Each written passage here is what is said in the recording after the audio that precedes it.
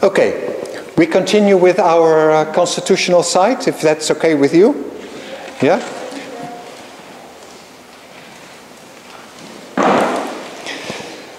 Now, if we continue, you should think that we are now, that the astral is overwhelming the ego, but that's not true.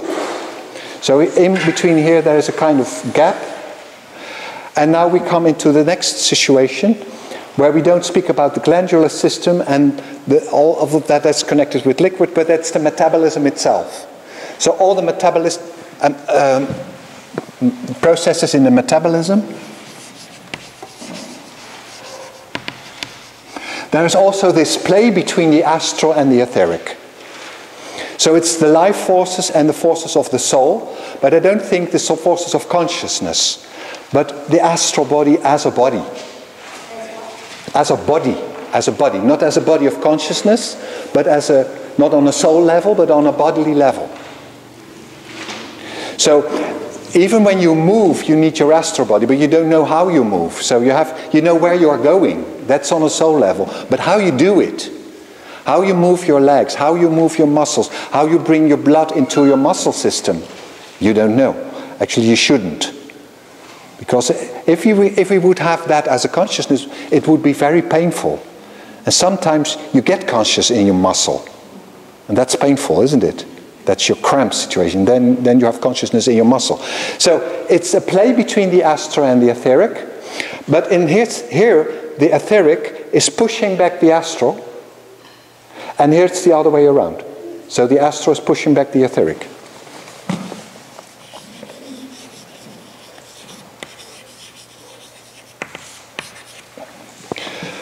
So everything that has to do with digestion, transforming food substance into bodily substances, how do you call it, secretion? Secretion? Yeah, okay. Everything that has to do with that is under this astral body pushing towards the etheric. It's all in the subconscious level. Here we have some consciousness. In the senses we know what we see. We know what we hear. So an element of consciousness is here. Here we also have our sensations, and well, there is some of processes we not really know, but there is this pushing back of the astral through the etheric, pushing back by the etheric. This is all under the level of our consciousness. So that's why we have this line here. It's really our diaphragm. So we don't know what's happening there, and better not. Yeah? Just now you said secretion, and I wonder if you meant excretion. Maybe. Getting rid of? Yeah, exactly. Excretion. Secretion is in the glandular system. That's secretion that's inside the body. This excretion that it goes outside. That's what I mean. Yeah. Excretion. Yeah. So what we have as metabolism is in the constitution, but we have that because of these negative forces. Don't forget that. This is all under the guidance of the hierarchies. But when we have this, and you can imagine when we take food substance and we transform that into bodily substances, we need this. But it is matter that fills in this picture, this what we have here as imagination, inspiration, and intuition. That's up in the heavens. But now it's rushed, it's brought down into matter. And where does the matter come from? Here. See, so that we have a concrete body that you can't run through. We can't run through a door because you always have, there's the door, so you bump into it. That's because of this. You see? So maybe sometime we will overcome it, and then this matter will disappear, and then we can go through the door and even through walls without bumping into it. Someone did it already, but anyway. Yeah. Well, it's like it's so. So astral and etheric, and then we come to the ego, so that the ego is in the astral. So ego. Oh, sorry.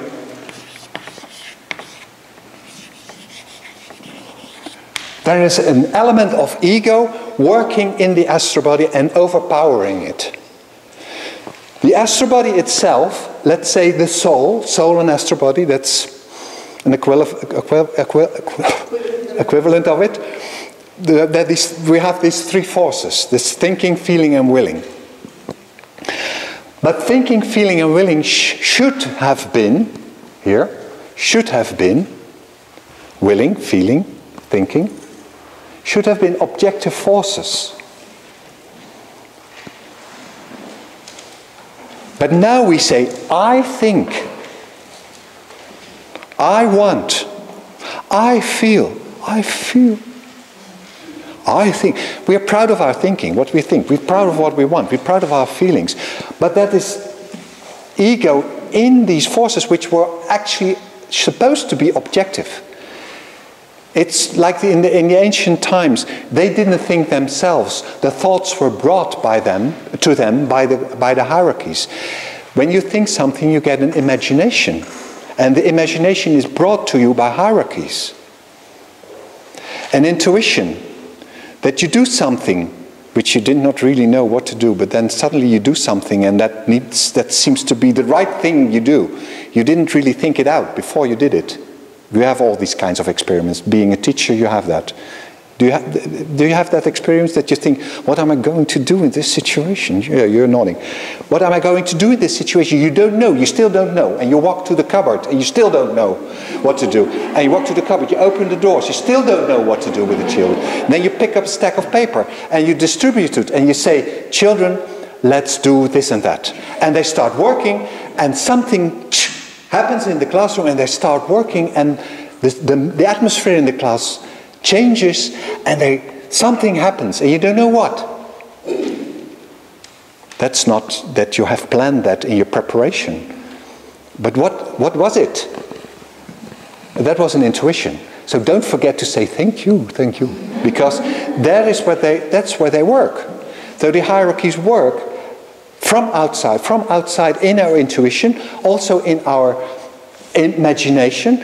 Don't think of imagination as being something that you become clairvoyant and the heaven opens and you see a lot of light and God is passing by on his chariot and so forth. That's what you see. And all the angels with the ladder and so forth on.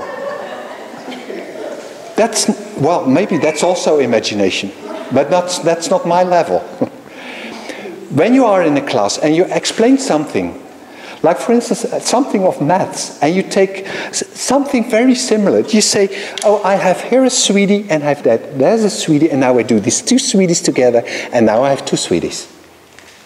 Sweeties, you know what I mean? Candies. You try to give the children a picture, so that they can imagine themselves what's happening, that you put these two together, and 1 and 1 is 2. Because 1 and 1 and 2 doesn't mean anything to them, but as a candy and a candy, and then you have two candies.